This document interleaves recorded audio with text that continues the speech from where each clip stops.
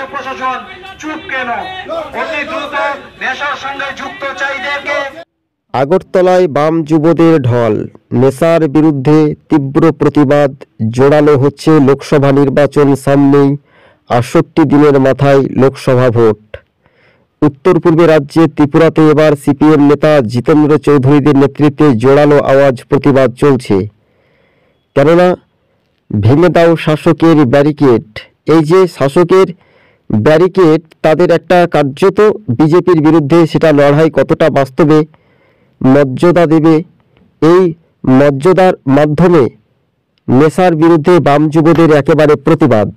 সরাসরি আগরতলা রাজপথ থেকে আমরা প্রতিবেদনটি তুলে ধরেছি। বামেদের একসময় স্লোগান ছিল সাবরুম থেকে চূড়াই বাড়ি। হ্যাঁ, বাস্তবে এই জৈবনের ঢল আছড়ে পড়ছে ডিওয়াইফাই। দেখতে পাচ্ছেন সরাসরি কিন্তু লোকসভা নির্বাচনীয় ভোটকে সামনে রেখে বামেদের জৈবনের ঢল।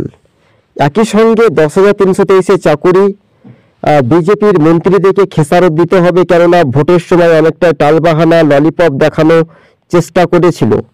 শেষ পর্যন্ত গণতন্ত্রের অধিকার প্রত্যেক নাগরিক, প্রত্যেক ভোটারদের থাকবে। মানুষ যাকে খুশি তাকে ভোট দেবে, কিন্তু ত্রিপুরা রাজ্যের আইন শৃঙ্খলা পরিস্থিতি, বিভিন্ন কাজের দাবি দেওয়া নিয়ে বাম যুবদের একেবারে প্রতিবাদ আগরতলা রাজপথে। এই মুহূর্তে সবচেয়ে গুরুত্বপূর্ণ খবর, big breaking news, Sabujbanga news আপনাদেরকে আরও একবার জানাচ্ছে বিজেপির মন্ত্রীর এলাকাতে লাল ঝান্ডার দাপট একেবারে স্পষ্ট। বিজেপি বনাম সিপিএমের মধ্যে লড়াই, কেননা বাম যুব সংগঠন দিচ্ছে ডাক ত্রিপুরা থেকে শাসক নিপাত যাক। এই বাম যুবদের যে স্লোগান, সেটা কার্যত সোশ্যাল মিডিয়ায় ভাইরাল হয়েছে। আজকে ছিল আমাদের এই পর্যন্ত প্রতিবেদন। আগরতলা রাজপথে বাম যুবদের একেবারে ভিড়।